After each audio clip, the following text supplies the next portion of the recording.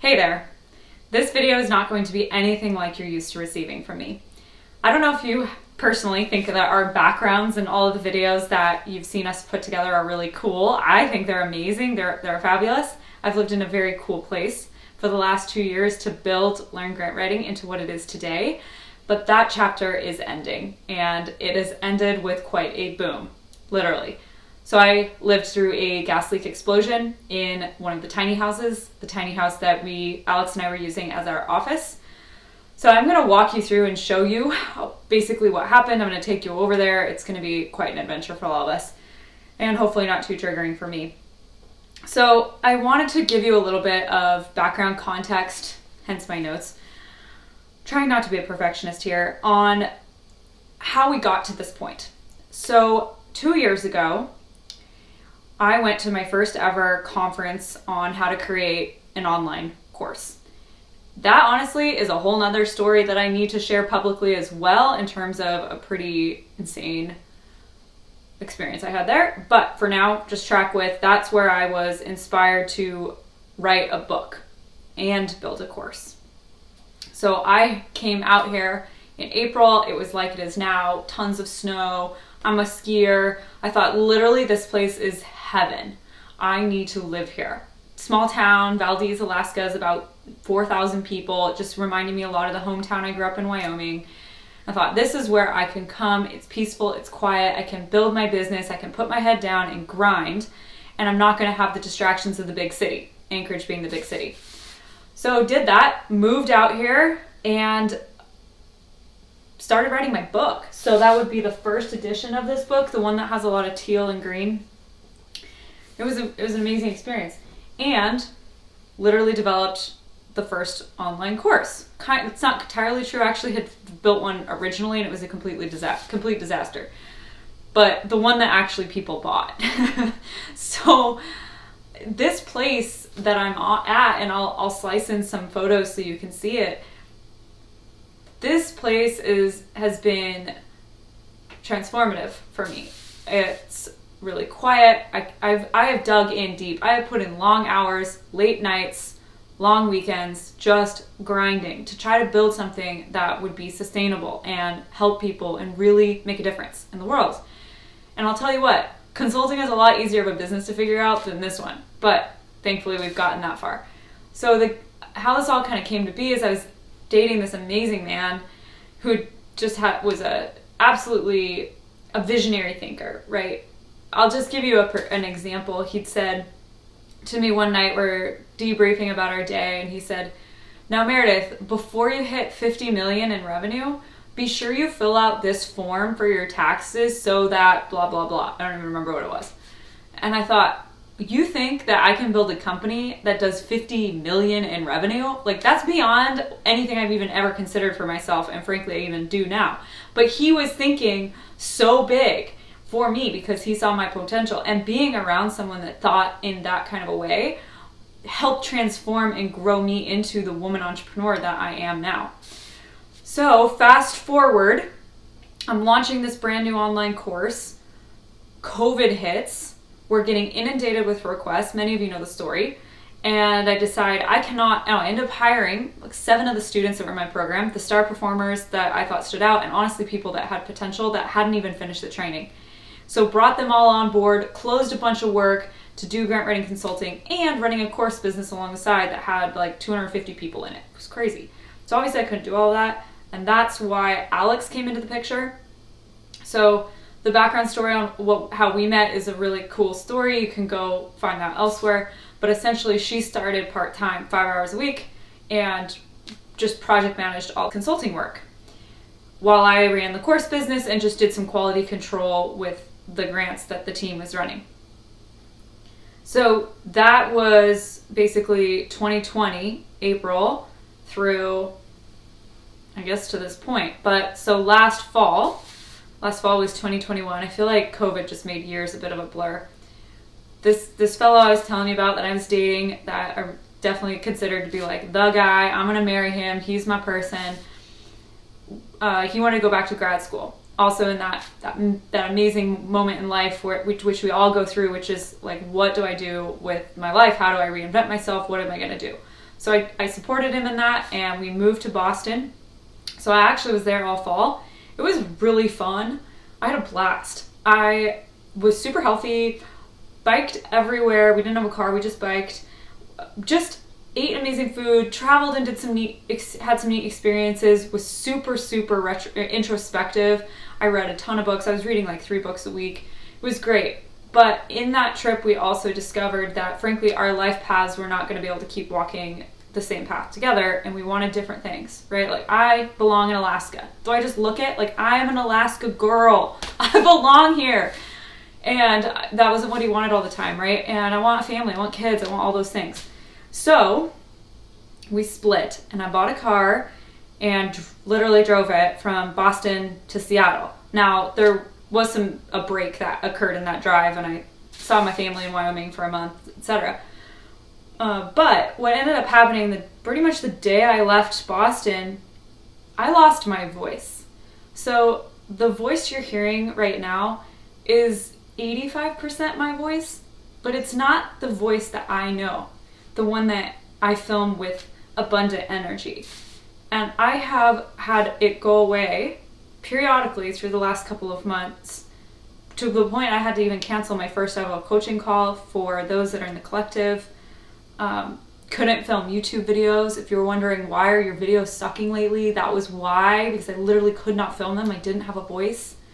It was a really hard time. Plus, I like the darkness of Alaska, but let's just say it was an extra sucky dark part in Alaska because it was really windy and there was no skiing happening. There was no healthy outlets. So I feel like I'm on a bit of a tangent, but I think you're tracking. Anyway, so my ex-partner said, I'm still in grad school, you've got all your stuff there, you can stay. And then I knew I was gonna move when May hit, when he graduated. At the time, I thought this was totally cool because I have found a lot of safety and peace and quiet and security here, and I literally had no plan of where to go otherwise. Not that I couldn't have figured it out, but I was like, cool, I'll do this. That ended up being a lot of frickin' work. You're gonna see it when I take you outside. We have an insane amount of snow, and I was spending all my time, just little old me. I know I might not look it, but I have my Western growing up on a ranch roots. It's like me and the cat out there plowing snow late at night. The bobcat broke, literally. Turns out I blew the starter because I had put in a wrong size battery. Who would have known? I was very proud of myself for figuring that process out with the help of a very dear friend. But anyway, it was just this massive, challenging time of what to do to literally not get snowed in. So it involved basically negotiating a lot of baked treats with my neighbors so that they would come plow me out, because I had to get a replacement part flown from Anchorage to Valdez on a Raven flight to go pick it up. I mean, this whole thing, and I'm $1,200 deep now in fixing this freaking Bobcat skid steer, right? It was just insane. So that leads us then to having what I think was building within me, but really culminated when I listened to this interview by Cal Newport. Probably know him as the deep work guy. It was a really good podcast about him, talking about the way we work is just insane, and we end up basically working these second shifts that we're not paid for in the evenings, the mornings, the weekends, when it's actually quiet and we can do deep work, right? And I was reflecting on my own life. I'm like, I'm still unhealthy. I still don't have my voice. I'm stressed out. I had all this acne. My stomach was irritated. Like, everything that body-wise was just not working out great. And I realized something has to change. And that something is me. Especially, it also was radiating into my team. Alex was super stressed out. January was a hard month on her. The team was just kind of spinning out. They weren't supported. We were having a lot of silly mistakes happen. And it just felt like chaos. And I realized this is just not cool. It has to change. So I'm sitting in this chair right to the right of me, and it's a Sunday morning, and I'm embracing my slower, chiller self, and had a beautiful cup of tea, and I did yoga, and I felt really good, and I start writing this blog post, which I literally should write down my thoughts more often, because I feel like I have a lot to share, but I never do. And so finally I'm doing it, and I'm like, the way we live isn't working. What do I think about this? What am I going to do differently? And as I'm writing this blog post, I hear a little whistle. And if there's anything I learned from the Bobcat skid steer exploding, it was this. If something seems off, investigate it. Don't put it off. If I had investigated why the skid steer was barely starting every time we went to turn it on, I would have figured out that the battery was the wrong size battery and saved myself $500 from having to buy a new battery and then another $500 for the freaking starter, right? And installation. Side note, I was really proud of my creativity because I literally found someone on the local Valdez Facebook page, a dad that would come out and do it for me, and I just babysat his daughter while he did it. I probably could have figured it out, but it was really nice to have the help of someone that could do it in 45 minutes, and it would have taken me all freaking day. Okie dokie. So I'm writing this blog post. I hear this whistle. The other thing I will add is this. When I was making my tea in the morning, I look out the window and I see the snow was curving off the back of the roof behind this other unit. And I thought, okay, cool, that's gonna break off this today, and I'm gonna go shovel that out, and basically I end up screwing in wood behind this window, the back window. You'll see it because there's so much snow. And I knew in my head, I'm gonna take care of that today. So I saw it, snow's hanging, then I saw, okay, it fell between getting more tea. That's an important detail for later. So finally I'm like, okay, well, it's time to go over there and check it out because I'm not going to let this go. Something seems off and I need to go look. So I'm in my little slippers and nothing else, no socks, just my PJs, and I hop over there, which is where I'm going to take you now to walk you through what this whole process looked like. So let's go.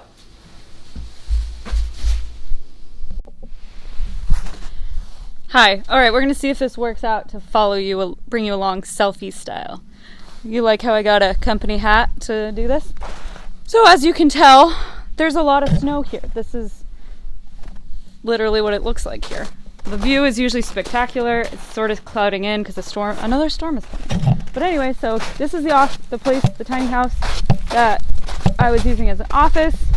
As you can see, I'm gonna have to climb through that first before I bring you along.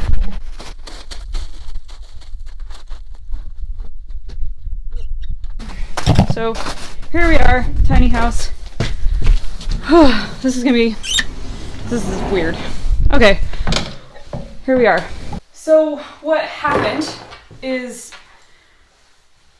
I walk in the door and the Toyo stove, which is right over here, a Toyo is a heating stove that works with like a heating fuel, and it's much more energy efficient than electricity heat, which is very expensive here. And I hear it backfiring, and that had actually happened in the unit I was just in last year, and it pretty much started like an electric fire in the wall. You know, ran to the power, turned it off, and we got an electrician out and solved it. But so that was happening, it freaked me out, so I run to the Toyo. This stuff wasn't here. This was all in the alley, like basically through the hallway. So is this, so I actually just reached forward. Guess I can move it. Oh, just kidding, it's too heavy. I reach, there's glass everywhere. So I reach forward, I hit off button, and in that moment, it's just giving me completely the shivers. The house exploded. These lights that were up here just both crashed down. I remember I was facing like this direction, like I had one hand on my desk and one hand on the counter, and I got into like an athletic stance, and the house just felt like it like lifted up a couple feet and then plopped down, and whoo! And then I wanted to get the F out of here, right?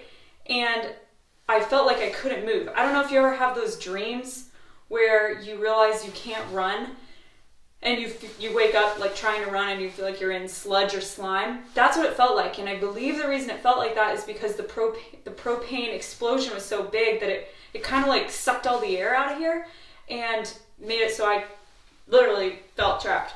So I then make a run for it, and the door had been open, thankfully, which is I think why none of the windows are broken, because it created a way for that pressure to get out. But the door had slammed, and I don't know if you can tell by the way the photo is, but probably not. This whole house is shifted. Like, it was on blocks, so this is literally a tiny house. Like, there's metal underneath here, like as it had been shipped here. It was on a truck. So it was sort of a fake foundation. Thank goodness. That's probably why I'm alive, because the foundation wasn't real. It created the weaker point. So just to back up, you're probably like, wait, how did this happen? You pushed that, why did it explode? So I don't entirely know what happened, but this is the theory. So basically when the snow slid off of the roof, it broke the gas line that comes in for the stove. And so the basement, not really a basement, but this foundation area underneath the tiny house was filling with propane. And my only guess at this point is that the Toyo must suck oxygen or air from underneath there, and so that's why it was like choking essentially, because there was less and less oxygen underneath the house, and it was becoming more and more propane. And so when I hit the off button and there was a short, I don't know, I haven't entirely figured out why. Was it coincidental? Is it causal? What was the relationship between these two things, these two different heating sources? But regardless, there was insulation 50 feet away from the house. The explosion was so big that it blew it from out the house. And I'll show you too, like, granted there's a little bit less snow, but like, look how much freaking snow there is. So for it to blow out and over, I don't know, it just really speaks to the volume of stinking snow we were dealing with. Let's see if I can get you propped up again. Okay.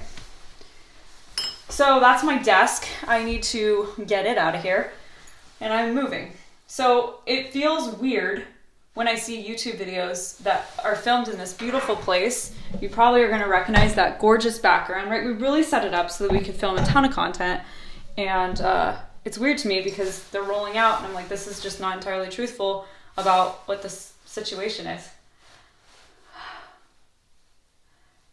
Yeah, it was nuts. There's a camera on the deck that captures movement. It'll film movement. So, security camera. It actually caught the explosion on camera. I'll slice it in before power was lost because of the movement of the house. Triggered it to start filming, which is insane. So it helped me be able to show others this really was insane. Crazy experience. It's not just in my head. It was a big explosion. Quite a big explosion. I don't know what else I want to say about it. You're probably wondering, are you okay? I'll answer that question outside of the tiny house. Okay, this is what we're dealing with, just so you can fully appreciate this. Like, there's the tiny house. The snow is accumulating and sliding off of it, and it broke off, and the propane is actually way down there, kind of where that wood is that you can see. That is now there to protect it from happening again in a different house.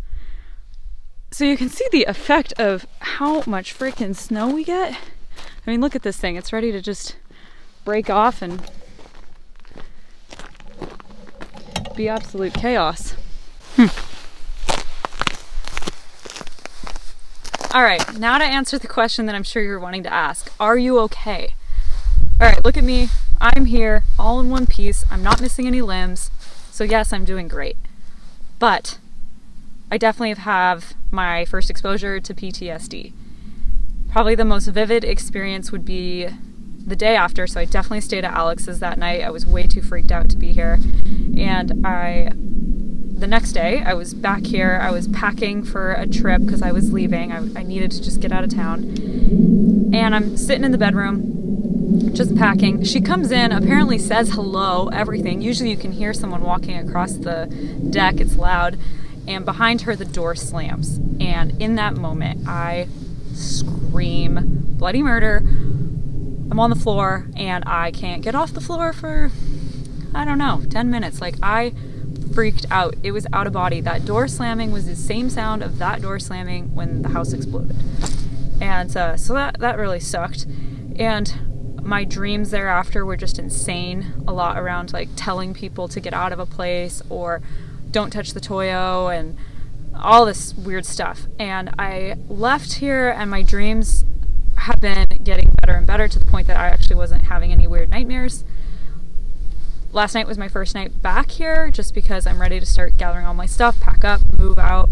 And I had the craziest dream, which I'll share because I think it's representative of this bigger story. So I dreamed that I was going up this big pass in this weird metal contraption, kind of like a retro snow machine airplane, the ones back from the 50s. And there was a bunch of us going, kind of fighting our way up this pass. It was icy and snowy, a lot like what it looks like up there. And I remember coming around a bend and the wind was so strong that it pushed me back. Like I just could not, with my little motor, keep climbing to the top of the pass. And so I looked at that and I said, and to the gal that was in her little engine trying to get to the top, and I said, I'm done, I'm out, I'm gonna go back to the lodge and I'll try again tomorrow. So I back up and I'm going down, and weirdly my dream was the brakes felt like the snowblower that we use in here. Felt just like that. So kind of crappy brakes, and it was a little scary, and I'm trying to get down this icy thing and I'm taking my time, and all of a sudden the sunlight becomes nighttime. I hear this huge avalanche boom. All I see is the pillowing of snow coming out, and all of a sudden just careening at the sound of that freaking Toyo, same sound. The gal I had just been talking to in her contraption just shooting off this pass into this valley, and absolutely there's no way she could have lived, and I knew she died. I woke up totally freaked out, and I also interpreted it as like maybe that was my other half, right? My other half that yeah, it's weird, it's kind of like getting me. So like maybe that was like my other half that's died or dying, that like has to push it really hard and is persistent and goes hard, doesn't give up, wants to get to the top of a mountain, and realizing like if you do that you will die, literally. You have to be okay with slowing down, and it's okay to go back and try again another day, and not have to be so aggressive in reaching your goals. So I'm really surprised that I'm feeling teary right now. I guess it's just a lot to share. This is quite personal, because this place has been a big part of my journey, going from just the same entrepreneurs I know many of you are, wanting to build a great life for yourself, not knowing how the heck to do that, figuring it out. I'm very proud of the life I have now and the decisions I've made, and that journey occurred here. I've been here for 2 years, right? Went from having just a small consulting business to publishing 2 books, a successful course. We're a team of 12 now, many of which are part-time, but still, finding Alex, just everything has been magical. Quality of life is high. So it's the end of a chapter is what it all comes down to. And that's okay, because now we get to begin a new chapter and I get to write what that looks like. And a lot of good things have been coming my way. I feel very blessed, including that, honestly, through a complete miracle, I found a condo. It's a miracle story. And no housing is available in Anchorage, let alone something affordable. And I was able to put in an offer on it, and it wasn't even listed. Like, the whole thing was totally divine. I sent her pictures of this place after the explosion happened, and like, look, I need some housing, I need some security. I know many of you can relate, just something that feels like it's your own, and you're safe and nothing's gonna freaking blow up on you. So that's all moving forward, and it should close next or week after next, fingers crossed. So things are moving forward. So all of this to say, I actually had my little post-it note, and I was trying to write down, what are my key takeaways, my lessons, because I really pride myself on processing things, summarizing them, and then making them tangible and useful for you. And I'll be totally honest, I do not have great takeaways yet, except for one. The universe is looking out for us. We just have to be paying attention to the signs. I'm very lucky to be alive and not maimed and hurt. All things considered, I'm doing very, very well. And the universe had to really make things quite explosive and really had to get my attention. more than I think the average person does, but this kind of thing can happen in your life too, in some other form. What does it take to get our attention? I had plenty of warning signs. Frankly, just getting buried alive with the snow situation should have been enough, among other signs, right? And so tuning into ourselves on a whole another level, deeper level, listening to ourselves, making sure we're taking care of what we need and we're not acting from a place of fear or limiting beliefs is really important. So I'm working towards that. The second takeaway was still what I was writing in my blog post, which is that the way we work isn't working, and we're having some really cool progress on that with the team. We completely revamped how we do our weekly syncs. We now have a Deep Work Wednesday, meaning that everybody, no Slack, no email, no nothing, no phone calls, no meetings. Wednesday is a deep work day, and everybody's loving that. We're getting tons done. And so we're really, I feel like the whole team, we're just jiving now. So strong, so good. The energy's amazing. And that's largely because I changed my behavior. So I will be sharing that as we start figuring it out and doing more experiments. I think that pretty much summarizes everything that I wanted to share with you. I just wanted to get this story out there off my chest. There's been a lot going on. I appreciate that you follow along in my journey, care what the heck I'm doing, what we're up to here at Learn Great Writing. And thank you for your support. I really, really appreciate it. I feel very held and supported by my community. Hey there, I almost didn't film this final bit of the story because I've been so annoyed trying to get the videos off of my phone onto the computer, but I would really be remiss if I didn't close with two more thoughts that I really wanted to share with you.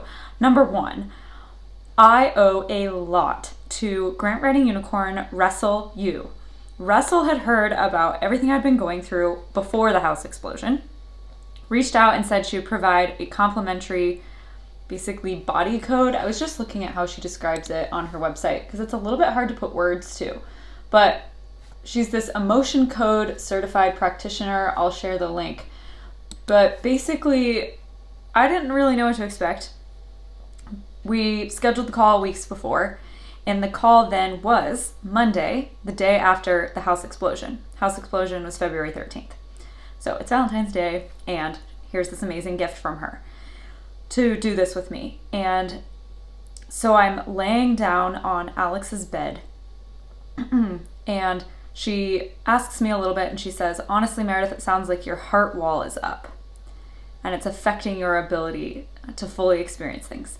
And so she did this thing, and it's hard to describe, but it's like she was connecting with my soul, it felt like, and clearing the garbage that's in my soul, right? Like, where did resentment come from? Fear of abandonment, feeling taken advantage of, just a lot of words. She found a lot of junk in there. But what was most interesting about it was that the very first clearing she did in my heart, it felt like all this weight was pressing into my body, like kind of how the house explosion felt, and then it lifted. And the rest of the session was really nice, don't get me wrong, very fascinating experience. I'd never done anything like that before. And afterwards, after the session, I'm up, I'm at it, I need to start my work day, and I was fully functional. I was not crying. I didn't have flashbacks that I was expending all of my energy to try to not see, etc. Whereas, before that call happened, I was really losing it. I was in the bathtub trying to relax, trying to chill out, doing all the things I know for self-care, and I couldn't stop crying. And literally it was taking all my energy to not just feel the woof of the explosion. So, thank you, Ressel. And I was just looking at this since I'm back. I'm going to get a couple more appointments scheduled with her because she literally changed my life. And I'm really grateful. I don't know where my healing journey would be if that serendipitously hadn't occurred the day after this incident. Second thing I wanted to share, well, before I get there, last piece, this really is truly closure on a chapter. I am filming in a Connex container, shipping container, like you see on barges, turned into an office. This is where when I first built the online course that had beta testers right after launching the first book, it was the month of November 2019, And I was in here doing coaching calls, had filmed all the content, or actually I was building it as I went because I was wanting feedback. So it was 4 modules. It was the original Grant Writing from Start to Funded course, which PS, I'm actually relaunching for National Unicorn Day, but that's a different video. And I remember everyone being way too hung up, taking it too seriously, and so I went and got a bunch of wigs, and I'd wear a different wig for every video. And it's funny to me because, the Geeks in the Woods was the background, and a lot of hard work, sweat and tears has occurred in this garage trying to build Learn Grant Writing into what it is today. So that was cool. All right, now the last thing I wanted to share is a quote, a little story that Alex brought to our last coaching call in the theme of slowing down, enjoying life, embracing the right things. So before we do a coaching call, we always have a meditation moment, whether it's breathing, stretching, grounding ourselves, so that we all can basically let go of whatever we've been doing and come into a presence, especially when it's virtual, and make the most of our hour and a half together. So I'm going to read that because I thought that it was really beautiful and you might enjoy it as well as closure to this rather weird video. Okay, here we go. And I don't even know what book it's from. I'll have to ask Alex. Like most people I know, I struggle with taking too much on, with doing too many things, with moving too fast, with overcommitting, with over-planning. I've learned that I must move quite simply at the pace of what is real. While this pace may vary, life always seems vacant and diminished when I accelerate beyond my capacity to feel what is before me. It seems we run our lives like trains, speeding along a track laid down by others, going so fast that what we pass blurs on by. Then we say, we've been there, done that. The truth is that blurring by something is not the same as experiencing it. So no matter how many wonderful opportunities come my way, no matter the importance placed on these things by others who have my best interests at heart, I must somehow find a way to slow down the train that is me until what I pass by again is seeable, touchable, feelable. Otherwise, I will pass by everything, can put it all on my resume, but will have experienced and lived through nothing. Here was the prompt for the day. Consider 3 things you must do today. Carefully put 2 down. Immerse yourself in the 1 thing that is left. Hope that was helpful for you. It's certainly been helpful for me as I think about all that's ahead and this big journey of not just changing habits like not having notifications on your phone, that's easy, but behavioral habits to slow a train down that's known no other way than going full speed, 110 miles per hour. All right, that's the finale of this grand story. Thanks for listening. Thanks for supporting me. I really, really appreciate you and know that you've got my back through some pretty wild experiences. I can tell you that I'm bouncing back and it's going to be a really exciting next chapter ahead.